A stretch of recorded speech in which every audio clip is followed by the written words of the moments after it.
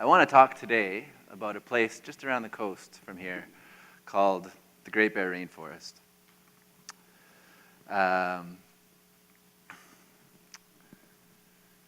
About 3 years ago, I moved here to Squamish and settled down on the coast after spending about 8 years traveling quite widely and being an environmental journalist. And I sat down to write the book that Tamara just mentioned, which dealt with resource extraction in the Amazon basin. And as I started to write, there was a story that was much closer to home that started to catch my eye.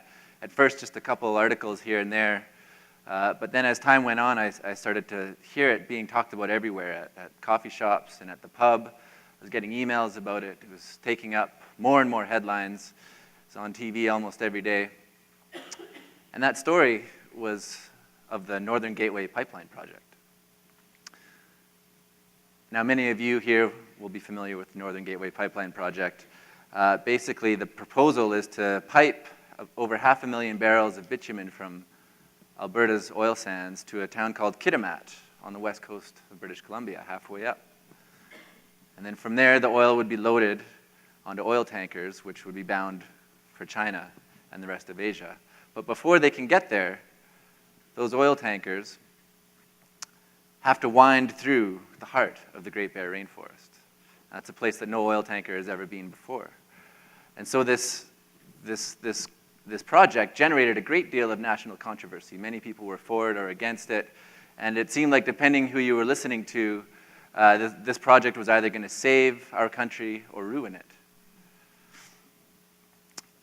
One thing I noticed, though, was that very few of the people who were talking about this, whether they were journalists or business executives or politicians or even environmentalists, very few of them had actually been to the Great Bear Rainforest itself. And those who had only been there for a few days or maybe a week at the most. And there's a pretty good reason for this. This is the Great Bear Rainforest. There's no roads. We're talking about a region about the size of Switzerland, 70,000 square kilometers, and it is a labyrinth of fjords and islands and inlets, and just a scattering of towns that the only way you can reach them is either by float plane or by boat. And so it made me wonder, hearing all these things and this subject, what is this place? What is the Great Bear Rainforest? What is it actually like? And what do the people who live there think about this project? Well, it so happened that at the end of 2011, a good friend of mine bought this sailboat. Her name's Foxy. She's 41 feet long. And she's exactly the kind of mothership that you want if you're going to go explore this part of the world. My friend's name is Ilya Herb, and he's a photographer with whom I've gone on assignment over the years to many parts of the world, but we'd never gone anywhere in our own backyard. And once he had this boat, we realized we had an opportunity to go see a part of the world that seemed like everybody was talking about, but very few people had actually seen. So the rest of the pictures in this show are Ilya's from our expedition, because on June 30th of 2012, we jumped aboard Foxy and we set sail. We left out of Sydney at the bottom end of Vancouver Island, and we went up the east coast of Vancouver Island, crossed Queen Charlotte Sound, around Cape Caution, and then we spent 3 months inside the Great Bear Rainforest, reaching Kitimat, the marine terminal, as our final destination. I just want to say a few words about the Great Bear Rainforest, because it's just such a unique place in the world today. As I mentioned, it's 70,000 square kilometers of incredible biodiversity. It is the largest intact temperate coastal rainforest left on planet Earth today.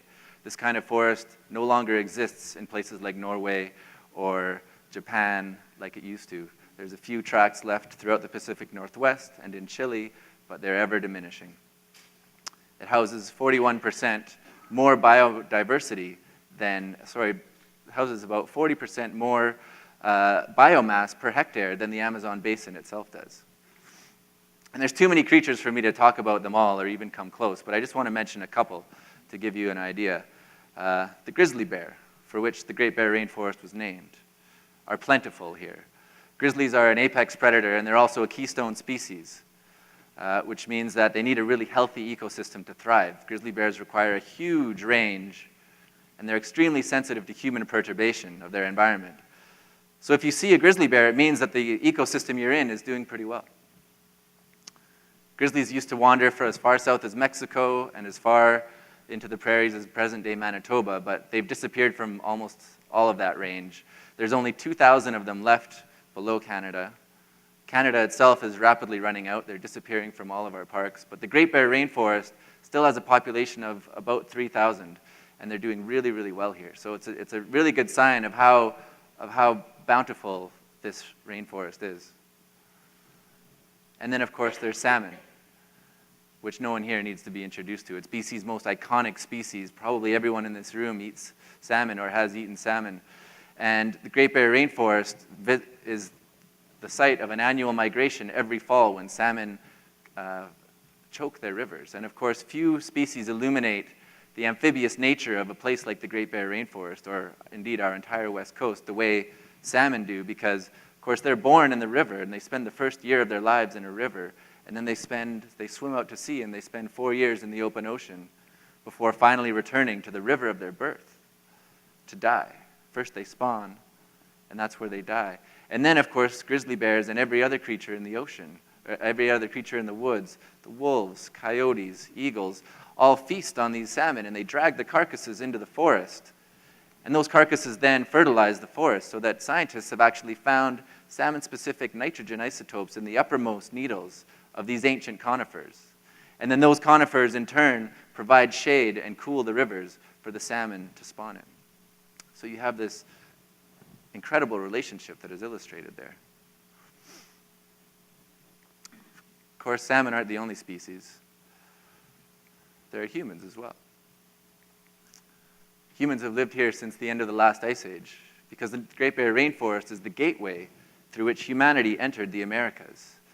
At the end of the last ice age, we hopped and rafted and walked across the Bering Land Bridge and went down this slim, slim green fringe of what was then an entirely ice-enshrouded landscape. And these coastal First Nations, as we know them today, have within their cultural stories and their origin myths, they tell of a time before there was any trees, when the whole world was just white.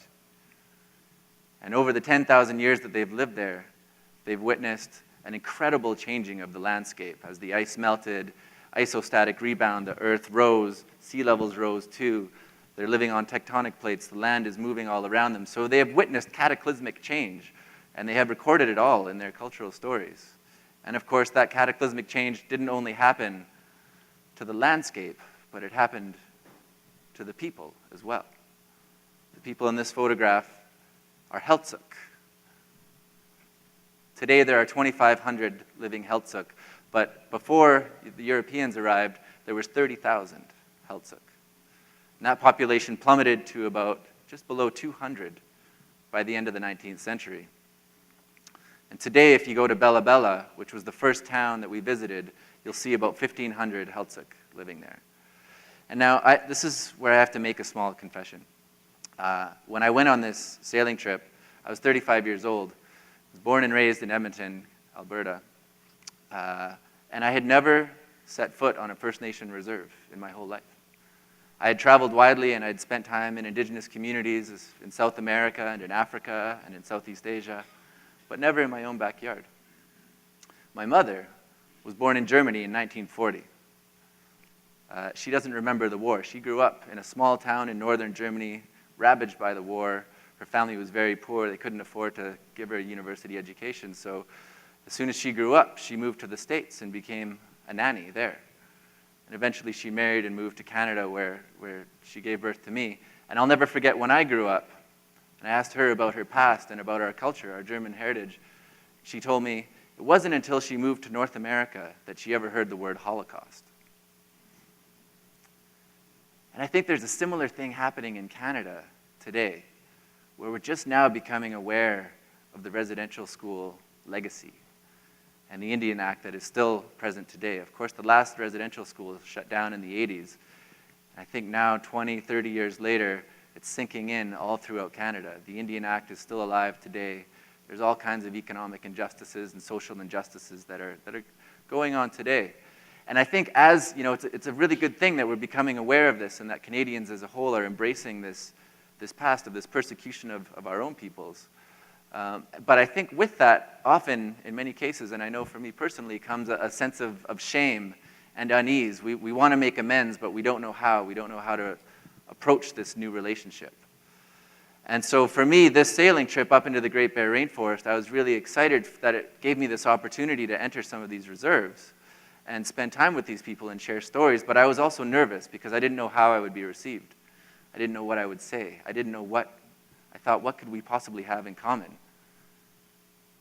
You know, me who has grown up a middle-class, affluent, white child of Edmonton with these people who have suffered such a severe history. And that question, as the trip wore on, that question, what could we have in common, ended up becoming as interesting or even more so to me than the question of oil tankers.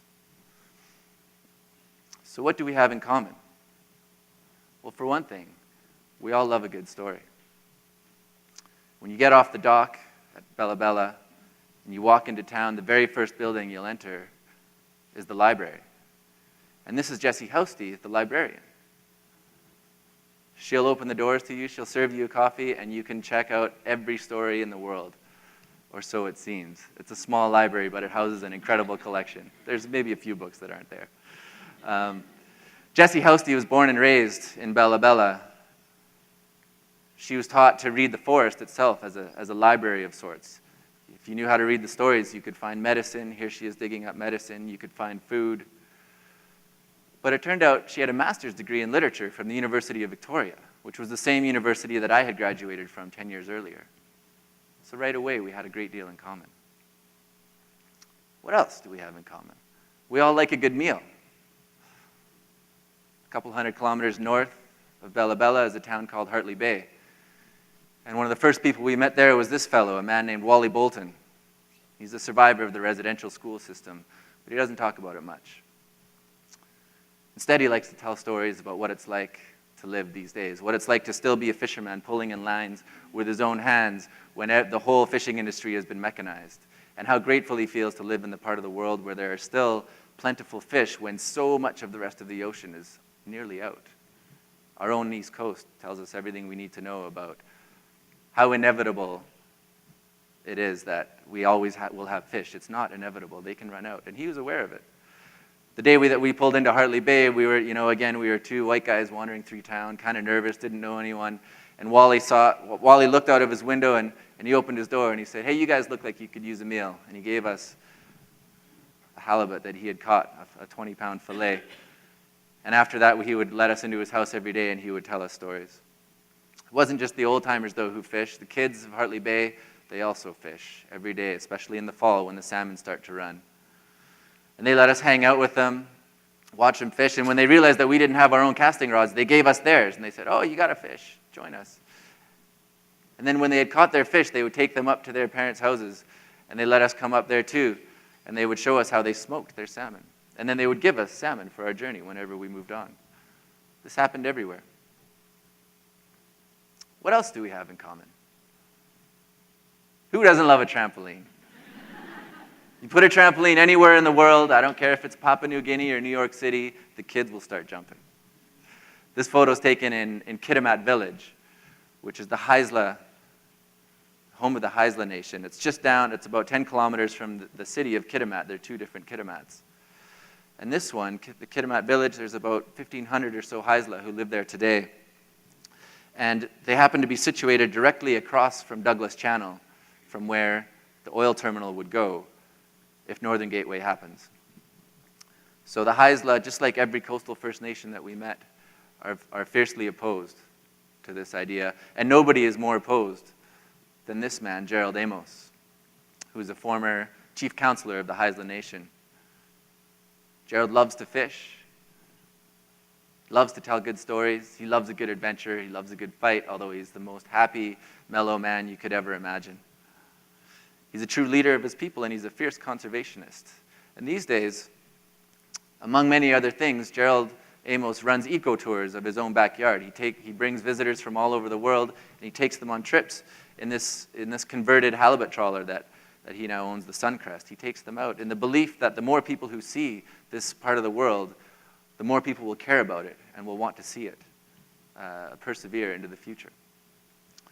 And Gerald Amos, I asked him, what do you think about Northern Gateway? Is it going to happen? Or, are a few small nations, numbering in 1,000, 2,000 people, are you guys going to be able to stand up to some of the biggest companies in the world and to your own federal government, which really wants this to happen? What do you think the chances are? And he was optimistic, but instead of just giving me a yes or no answer, he offered to not only tell me a story that he thought would illuminate the odds, but to actually take me to the story, because the story is a place, and the place is called the Kitt Lope Watershed, which you can see here. It's just around the corner from Kitimat, about 150 kilometers, and in order to get there, you have to sail or boat around the corner, down Douglas Channel, and wind your way through a series of canals, 1,000 feet deep water, and really high mountain ramparts, until you get to this place called the Kitt Lope that a logger's blade has never ever touched. And if the Great Bear Rainforest is sort of a crown, I would describe the Kitt Lope as the jewel of that crown. Because although the Great Bear Rainforest is intact, much of it has been logged, but the Kitt Lope, as I said, has never been touched. And this is a region this is an intact watershed that is 400,000 hectares in size. So it's twice as big as Clayoquot Sound. It is by far the biggest unlogged watershed of its kind on planet Earth. So we followed Gerald here, and we lashed our boats together. And for a week, Gerald took us into his Kitt Lope, and he told us stories about this place. He used to come here as a kid, and he had a story for every corner. He showed us the place where he saw a grizzly bear chase a moose across the river. He took us to the place where a cougar almost ate him, except a blue jay rang out in the woods and warned him that a predator was nearby, and his aunt came up and scooped him and brought him into the smoke shack. He showed us the place where there used to be Haisla villages here a long time ago, before smallpox and other epidemics came through, and a dwindling population had to consolidate in Kitimat. But at the time that there was villages, there used to be a mountaintop where the Haisla would run to when they saw a raid coming from the Haida. And Gerald showed us this. He told us 100 stories. And so I asked him, is there anybody still alive today who was actually born here in the Kitt Lope? And he said, yeah, there's one guy named Cecil Paul. Cecil Paul was born in the Kitt Lope. And Cecil Paul was taken from his family as a young boy and put into residential school. He went through residential school and had a few dark years thereafter, but eventually Cecil Paul emerged victorious and is today a hugely respected leader of his people. And in fact, it is thanks to Cecil Paul and Gerald Amos that we still have the Kitt Lope to enjoy today. Them and one other fellow named John Kishore, who was the BC Minister of Environment 20 years ago. So this picture is taken on the shores of Lake Kitt Lope in 1993. And so this is the one picture that Ilya didn't take on our trip. This picture was taken by a man named Spencer Beebe, who I just found out yesterday actually gave a TEDx talk a couple years ago on this subject as well. And so I'm going to shout out to our friends in Portland, because they have a connection too. One last little story, if you can bear with me here, because this really, I think, illuminates how interconnected we all are and all of our fates are. A company called West Fraser Timber had the rights to log the Kitt Lope back in the late 80s. And in 1990, they announced that they were going to do it. They were going to log it from top to bottom. They had the rights, they had the license, nothing anyone could do to stop them. Gerald Amos was the chief counselor of the Haisla Nation at the time. And he said, well, we're not going to let you do it. It's not going to happen. Cecil Paul said the same thing. And John Kishore was the BC Minister of Environment at the time, and fortunately, he was sympathetic to their cause. This was at the same time that the battle was happening in Clayoquot Sound to keep that preserved. So there was, a lot of this stuff was in the air, and John Kishore wasn't in an easy position, because of course, logging is a huge component of BC's economy. To condense a very long story, after 4 years, the Haisla won an unconditional victory, and West Fraser relinquished their rights to the entire Kitt Lope. They wouldn't log a single tree, and they wouldn't even be compensated for it. It was an incredible victory that wouldn't have been possible without John Kishore. But near the end of this whole thing, a love bomb dropped into the whole proceedings. Turned out Cecil Paul, when he was a young man, he had fallen in love with a white girl. And he went to her father and said, "I want to marry your daughter." And the father said, "No Indian is ever going to marry a daughter of mine." And Cecil Hall was brokenhearted, and he left. He left the region, he went traveling, and he didn't know that the woman he was in love with was with his child. And she delivered that child and gave her up for adoption without ever telling Cecil Paul. And it wasn't until 1993, when Cecil Paul was in negotiations with John Kishore, that his own daughter finally, now grown up, went to find him. And she introduced herself, and she said, "I'm your daughter." It turned out that the person who had adopted her was none other than John Kishore.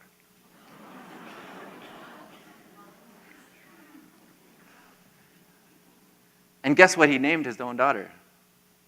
John Kishore named the daughter of Cecil Paul, Cecilia, without ever having known. So that story is just so striking to me, and I think it's a parable of hope in a time when it's very easy to become overwhelmed with the struggles that are facing us in the 21st century, both ecological and social and political.